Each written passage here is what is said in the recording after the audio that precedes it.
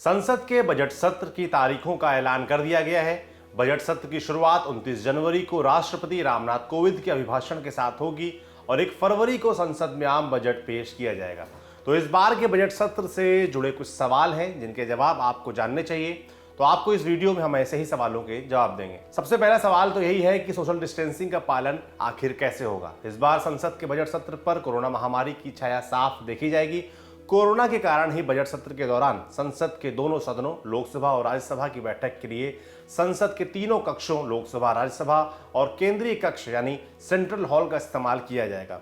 जरूरत पड़ने पर सांसदों के बैठने की व्यवस्था संसद की गैलरियों में भी की जाएगी। ऐसा इसलिए किया जाएगा क्योंकि लोकसभा और राज्यसभा के कक्ष इतने बड़े नहीं हैं कि सांसदों को सोशल डिस्टेंसिंग का पालन करते हुए बैठाया जा सके, जबकि इस प्रकार के सीटिंग अरेंजमेंट के द्वारा सोशल डिस्टेंसिंग के नियमों का पालन आसानी से किया जा सकता है।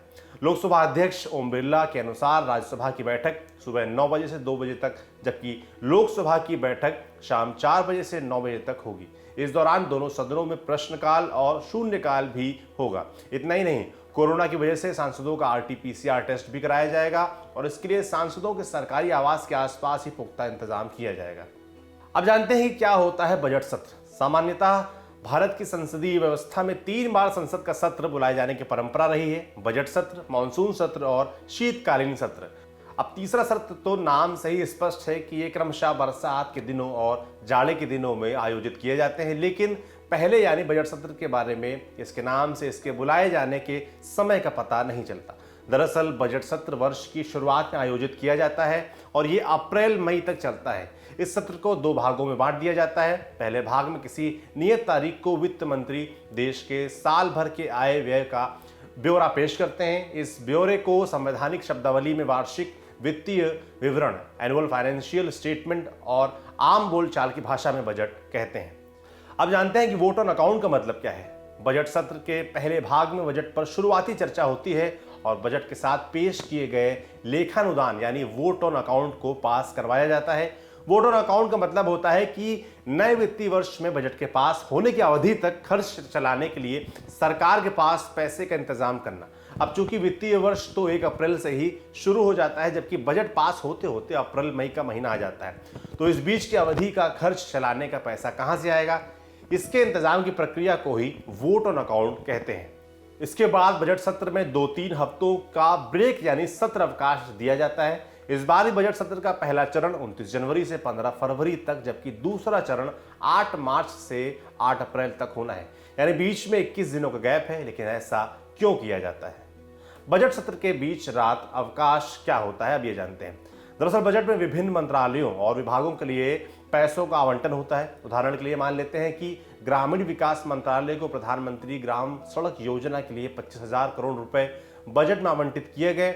लेकिन अब इसकी जांच कौन करेगा कि ये पैसा ग्राम सड़क योजना के तहत अगले 1 वर्ष में सड़कें बनाने के लिए पर्याप्त है या नहीं? तो इसके लिए हर मंत्रालय विभाग से जुड़ी हुई अलग अलग संसदीय समितियां होती हैं। जाहिर सी बात है कि ग्रामीण विकास मंत्रालय की भी संसदीय समिति होगी और उस समिति में पक्ष विपक्ष की कई पार्टियों के सांसद सदस्य होंगे। इसलिए इस समिति को भी ये देखने का अधिकार है कि उनसे संबद्ध मंत्रालय को प्रधानमंत्री ग्राम सड़क योजना के लिए दिया गया पैसा पर्याप्त है या नहीं है। इसी की जांच परख करने के लिए बजट सत्र में सत्र अवकाश दिया जाता है ताकि विभिन्न मंत्रालयों विभागों से संबद्ध संसदीय समितियां ये जांच परख कर सकें कि उनसे संबद्ध मंत्रालय को बजट में प्रस्ताव किया गया पैसा पर्याप्त है या नहीं है। सत्र अवकाश के बाद जब बजट सत्र दोबारा शुरू होता है तो उसमें बजट प्रस्तावों के साथ साथ समितियों के सुझावों पर भी गौर किया जाता है और यदि सरकार चाहती है तो किसी मंत्रालय विभाग के बजटीय आवंटन में समितियों के सुझावों के अनुरूप थोड़ा बहुत कम ज्यादा पैसे आवंटित कर देती है।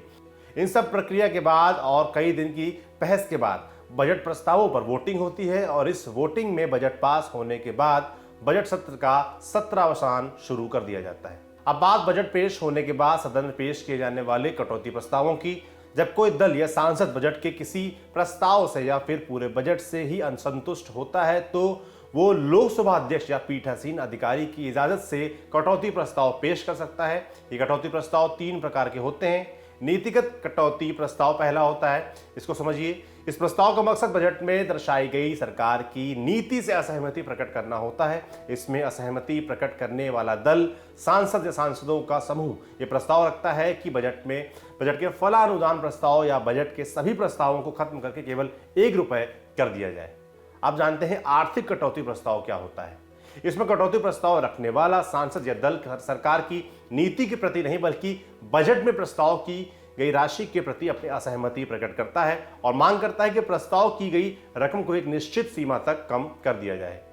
अब जानते हैं सांकेतिक कटौती प्रस्ताव यानी टोकन कट प्रपोजल क्या होता है। इसे कहते हैं सिर्फ विरोध के लिए विरोध करना, यानी कुछ भी हो हमें तो सरकार का विरोध करना ही है। ये प्रस्ताव रखने वाला सांसद या दल ये मांग करता है कि बजट के फलानुदान को ₹100 कम कर दिया जाए। तो ये रहा बजट सत्र के दौरान संसद के बजट से संबंधित गतिविधियों का लेखा जोखा। अब बात करते हैं प्रश्नकाल और शून्यकाल की, जिसके बारे में तरह तरह की चर्चाएं थी, लेकिन इन चर्चाओं पर अब विराम लग गया है क्योंकि कोरोना काल की विशेष परिस्थिति में बुलाए गए संसद सत्र में भी इसे कंटिन्यू किया जा रहा है। तो प्रश्नकाल क्या होता है? प्रश्नकाल के अंतर्गत सांसद सरकार से प्रशासनिक या अन्य मामलों पर सवाल पूछ सकते हैं जिसका संबंधित मंत्री को तत्काल जवाब देना होता है। सामान्यतः इसके लिए संसद सत्र के दिन का पहला घंटा निर्धारित होता है, लेकिन कभी कभी इसके समय में परिस्थितियों के अनुसार परिवर्तन भी होता है। भारत में इस व्यवस्था की शुरुआत 1892 के भारत परिषद अधिनियम इंडियन काउंसिल एक्ट से हुई, लेकिन तब परिषद के सदस्य सिर्फ सवाल पूछ सकते थे और जवाब से संतुष्ट होने पर पूरक सवाल नहीं पूछ सकते थे। लेकिन 1909 के मोर्ले मिंटो सुधार के बाद परिषद के सदस्यों के पूरक प्रश्न पूछने का अधिकार दे दिया गया। प्रश्नकाल के अंतर्गत 3 तरह से सरकार से सवाल पूछे जा सकते हैं। पहला, तारांकित प्रश्न यानी कि स्टार्ट क्वेश्चन। ये क्या होता है? इसके तहत सवाल पूछने के लिए सदन के प्रशासनिक विभाग को 10 दिन पहले बताना पड़ता है ताकि संबंधित मंत्री इस पर सवाल पूछे जाने के वक्त अपने जवाब के साथ तैयार हो। इस प्रकार के प्रश्नों पर एक स्टार लगा होता है और संबंधित मंत्री इस पर मौखिक जवाब देता है। जवाब से असंतुष्ट होने पर सांसद पूरक प्रश्न यानी कि सप्लीमेंट्री क्वेश्चन भी पूछ सकता है। अब बात करते हैं अतारांकित प्रश्न पर यानी कि अनस्टार्ड क्वेश्चन। ये क्या होता है? इस प्रकार के प्रश्नों पर कोई स्टार नहीं लगा होता है और संबंधित मंत्री को तत्काल इस पर लिखित जवाब देना पड़ता है। इस प्रकार के प्रश्नों की सूचना भी तारांकित प्रश्नों की तरह ही 10 दिन पहले देनी होती है। इसके तहत सांसद कोई पूरक प्रश्न नहीं पूछ सकते। आप जानते हैं कि अल्प सूचना प्रश्न यानी कि शॉर्ट नोटिस क्वेश्चन क्या होते हैं। इसके लिए सदस्यों को 10 दिन पहले सदन के पीठासीन अधिकारी को सूचित करने की कोई बाध्यता नहीं है। यदि किसी सांसद को लगता है कि अमुक विषय लोक महत्व का है और अविलंब पूछा जाना चाहिए तो वो तत्काल पीठासीन अधिकारी की इजाजत लेकर उठा सकता है सवाल को, लेकिन इस प्रकार के प्रश्नों का संबंधित मंत्री के द्वारा तत्काल जवाब दिए जाने की कोई बाध्यता नहीं होती है। संबंधित मंत्री यदि चाहे तो तत्काल जवाब दे दे या पीठासीन अधिकारी की अनुमति से कुछ दिनों का समय लेकर जवाब दे। अब जानते हैं शून्यकाल क्या होता है। भारतीय संसद में शून्यकाल की शुरुआत 60 के दशक के आखिरी वर्षों में हुई। इसकी शुरुआत इसलिए की गई ताकि सांसद अविलंब लोक महत्व के मुद्दों को उठा सके। इसके लिए प्रश्नकाल के तारांकित और अतारांकित प्रश्नों की तरह 10 दिन पहले सूचित किए जाने की ऐसी कोई बाध्यता नहीं है। इसके लिए सदस्यों को अपने प्रश्नों को सत्र के दिनों में सुबह 10 बजे तक संसद के दोनों सदनों में लगे ड्रॉप बॉक्सों में डालना होता है, जहां से लॉटरी के द्वारा प्रत्येक दिन 20 प्रश्नों को निकाला जाता है और उसे ड्रॉप बॉक्स में डालने वाले सांसदों को पूछने का पूरा मौका दिया जाता है। सामान्यतः इसके लिए दिन के 12 बजे से 1 बजे के बीच का 1 घंटा निर्धारित होता है, लेकिन यदि पीठासीन पदाधिकारी चाहे तो इस समय को बढ़ा भी सकता है। इसे शून्यकाल इसलिए भी कहा जाता है क्योंकि जिस समय दिन के 12 बजे शुरू होता है उस समय घड़ी की सुइयां 12 बजे की तत्काल बाद का समय यानी कि 0 दिखा रही होती हैं, इसलिए इसे शून्यकाल का नाम दिया जाता है। लेकिन विशेष परिस्थितियों में इसके समय में परिवर्तन किया जा सकता है, जैसे कि लोकसभा में इस बार किया जा सकता है क्योंकि इस बार बजट सत्र में लोकसभा की समयावधि ही शाम के 4 बजे से रात के 9 बजे तक है। आपके लिए जानकारी लाए थे हमारे साथी अभिषेक। देखते रहिए दी ललन टॉक।